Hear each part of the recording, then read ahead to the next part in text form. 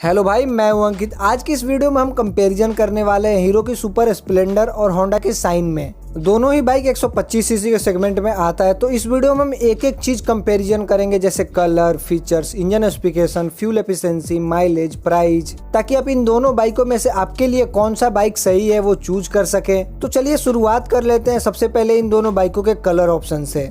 Super Splendor में आपको 4 colour option मिलता है, Nexus blue, glaze black, candy blazing red, heavy grey. और होंडा शाइन में भी आपको 4 कलर ऑप्शन मिलता है, black, genny grey metallic, athletic blue metallic, red रेवल मेटेलिक। दोनों ही बाइकों में 4-4 कलर ऑप्शन आते हैं। अब इंजन कंपैरिजन कर लेते हैं इन दोनों बाइकों का। तो सुपर स्प्लेंडर में आपको 124.7 सीसी का 4 stock single cylinder air cooled OHC fuel injection engine आता है, और होंडा शाइन में 124 सीसी का 4 stroke SI programme fuel injection engine आता है। दोनों ही bike 5 speed manual gear box के साथ आती है। पावर की बात कर ले तो सुपर स्प्लेंडर का engine maximum power 10.72 bhp 7500 RPM पे और मैक्सिमम टॉर्क 10.6 Nm 6000 आरपीएम पे जनरेट करता है। और होंडा शाइन का engine maximum power 10.59 bhp 7500 RPM पे और मैक्सिमम टॉर्क 11 Nm 6000 आरपीएम पे जनरेट करता है। पावर वाइज देखा जाए तो दोनों बाइकों में सुपर स्प्लेंडर में थोड़ा सा ज्यादा पावर मिलता है, और अगर टॉर्क वाइज देखा जाए तो आपको होंडा शाइन में थोड़ा सा ज्यादा टॉर्क मिलता है। अपने तरीके से बताऊं तो अगर आप दोनों बाइकों में ड्रैग रेस करते हैं तो होंडा शाइन थोड़ा सा आगे निकलेगी, क्योंकि इसमें ज्यादा टॉर्क है। अब फ्यूल एफिशिएंसी कंपेयर कर लेते हैं दोनों बाइकों का। तो आपको सुपर स्प्लेंडर में 12 लीटर का फ्यूल टैंक मिलता है और होंडा शाइन में आपको 10.5 लीटर का फ्यूल टैंक मिलता है, मतलब 1.5 लीटर का अंतर हो जाता है फ्यूल टैंक में। रिजर्व आपको दोनों ही बाइकों में नहीं मिलता। राइडिंग रेंज सुपर स्प्लेंडर का 684 किलोमीटर है और होंडा शाइन का राइडिंग रेंज 578 किलोमीटर है। माइलेज सुपर स्प्लेंडर की कंपनी क्लेम करती है 60 to 65 kmpl और होंडा शाइन की भी इतना ही क्लेम करती है 60 to 65 kmpl। मगर आप दोनों बाइकों में अगर अच्छे से यूज करते हैं तो आपको थोड़ा सा ज्यादा भी मिल सकता है, मतलब ज्यादा का डिफरेंट दोनों बाइकों में नहीं आएगा माइलेज के मामले में, क्योंकि इंजन सेम ही है दोनों बाइकों का। टॉप स्पीड भी दोनों बाइकों का सेम है, 110 kmph तक कंपनी क्लेम करती है दोनों बाइकों का। अब ब्रेकिंग सिस्टम कंपेयर कर लेते हैं तो आपको सुपर स्प्लेंडर में IBS की ब्रेकिंग सिस्टम मिलती है और होंडा शाइन में आपको CBS की ब्रेकिंग सिस्टम मिलती है। ब्रेकिंग सिस्टम का नाम अलग अलग है, लेकिन दोनों का काम एक ही है। सुपर स्प्लेंडर में आपको फ्रंट में 130 mm का ड्रम मिलता है और रियर में आपको 130 mm का ही ड्रम मिलता है, और होंडा शाइन में भी आपको 130 mm का फ्रंट में ड्रम मिलता है और रियर में भी आपको 130 mm का ही ड्रम मिलता है। दोनों ही बाइकों का ब्रेकिंग बिल्कुल सेम है। अगर आप डिस्क वेरिएंट लेते हैं सुपर स्प्लेंडर का तो उसमें आपको 240 mm का फ्रंट में डिस्क मिलेगा और रियर में आपको 130 mm का ही ड्रम ब्रेक मिलेगा। अगर आप होंडा शाइन का डिस्क वेरिएंट लेते हैं तो आपको फ्रंट में 240 mm का डिस्क मिलेगा और रियर में भी आपको 130 mm का ड्रम मिलेगा। मतलब दोनों बाइकों का ब्रेकिंग बिल्कुल सेम है, कोई अंतर नहीं आता ब्रेकिंग के मामले दोनों बाइकों में। टायर दोनों बाइकों का कंपेयर कर लेते हैं तो सुपर स्प्लेंडर में आपको फ्रंट में 18 इंच का ट्यूबलेस टायर मिलता है जिसका प्रोफाइल 80x100 R18, और रियर में भी आपको 18 इंच का ट्यूबलेस टायर मिलता है जिसका प्रोफाइल 90x90 R18 है। और शाइन के टायर की बात करें तो आपको फ्रंट में 18 इंच का ट्यूबलेस टायर मिलता है जिसका प्रोफाइल 80x100 R18, और रियर में भी आपको 18 इंच का ट्यूबलेस टायर मिलता है जिसका प्रोफाइल 80x100 R18।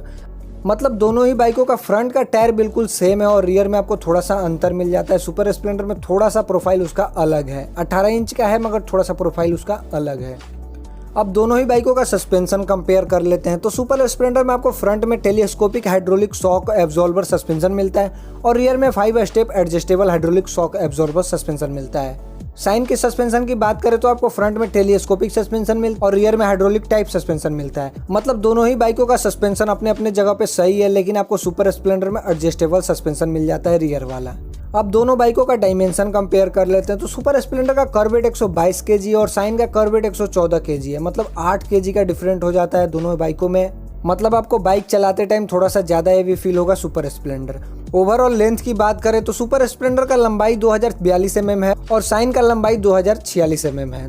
ओवरऑल चौड़ाई की बात करें तो सुपर स्प्लेंडर का चौड़ाई 740 mm है और शाइन का चौड़ाई 732 mm है। ओवरऑल हाइट की बात करें तो 1102 mm का हाइट आपको सुपर स्प्लेंडर में मिलता है और 1116 mm का आपको शाइन में मिलता है। व्हील बेस की बात करें तो 1273 mm आपको सुपर स्प्लेंडर में व्हील बेस मिलता है और शाइन में आपको 1285 mm का व्हील बेस मिलता है, मतलब स्टेबिलिटी थोड़ा सा ज्यादा है शाइन की।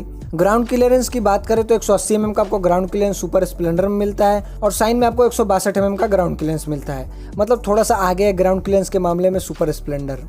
सीट हाइट की बात करें तो 799 mm सुपर स्प्लेंडर का सीट हाइट है और शाइन का 791 mm सीट हाइट है। अब इंस्ट्रूमेंट क्लस्टर की बात कर ले दोनों बाइकों का तो दोनों बाइकों में आपको एनालॉग इंस्ट्रूमेंट क्लस्टर मिलता है, डिजिटल का ऑप्शन नहीं आता। एनालॉग में आपको बेसिक फीचर्स मिलता है जैसे speedometer, odometer, fuel gauge, neutral light, malfunction, और सुपर स्प्लेंडर में आपको साइड स्टैंड लैंप भी मिल जाता है।